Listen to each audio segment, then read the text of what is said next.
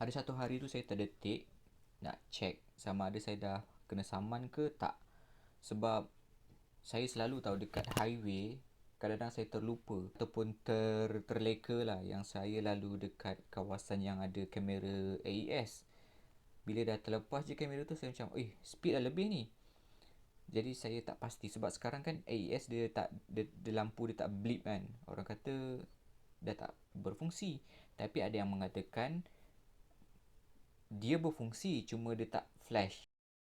Jadi untuk pastikan benda ni, untuk pastikan saya ni kena saman ke tak, saya check dekat MyAG, dekat bahagian JBJ. Okay, dekat MyAG ni boleh check saman tau.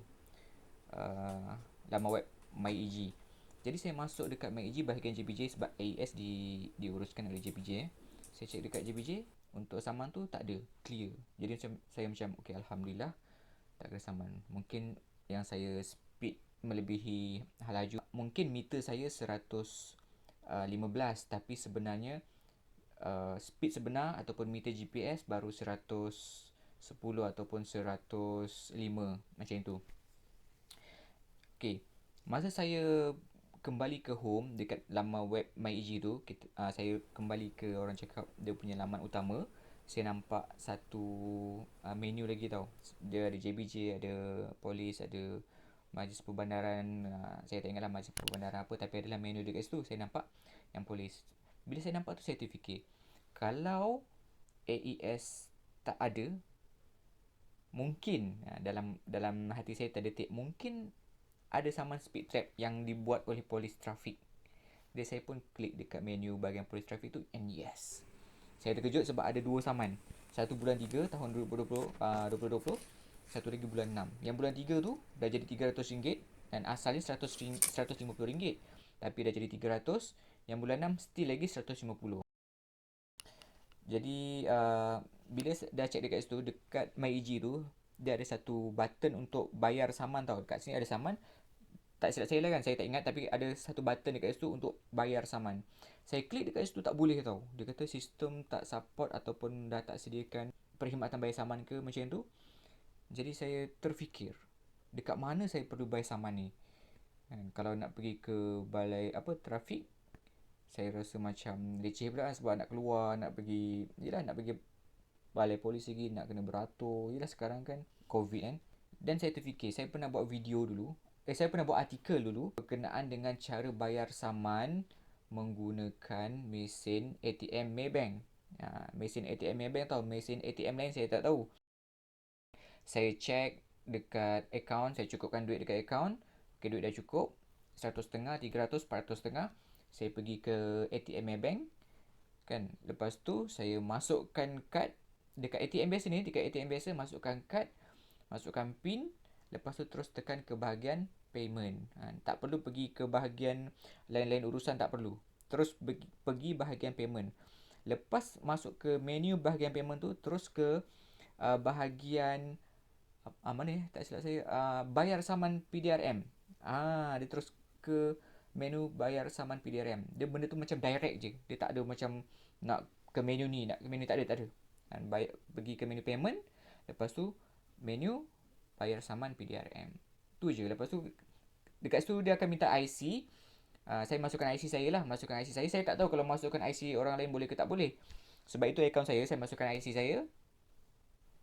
Lepas tu keluarlah saman yang ada. Sama saman yang ada tu sama dekat yang MyEG tu, ada dua. Dengan set dengan jumlah, set dengan nombor plate kereta. Okey. Jadi suruh pilih nak bayar saman mana satu. Saya buat pembayaran untuk yang pertama 150 tu. Yang tu saya secure dulu awal-awal, bayar 150. Lepas tu dah selesai je bayaran, akan keluar receipt dan akan keluar kad.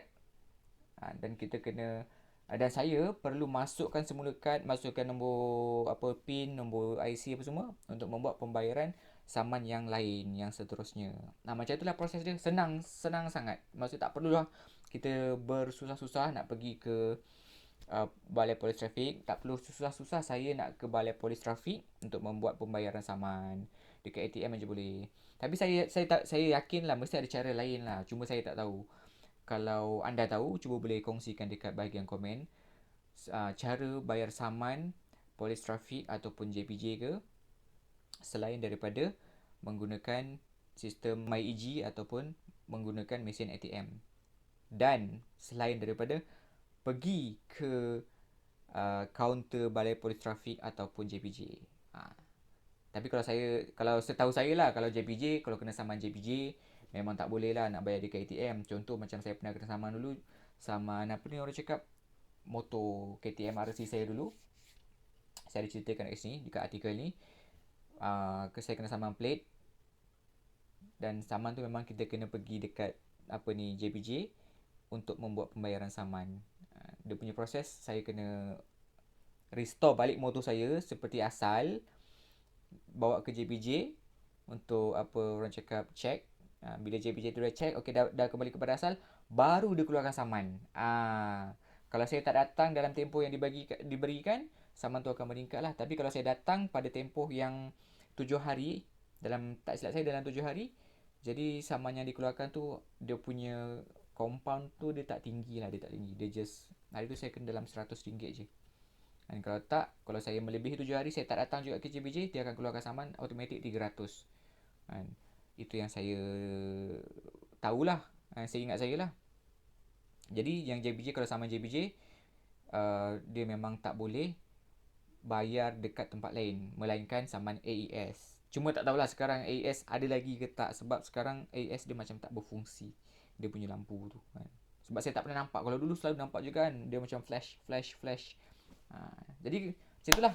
Cuba anda kongsikan cara lain selain daripada menggunakan ATM dan online. Okay. Assalamualaikum.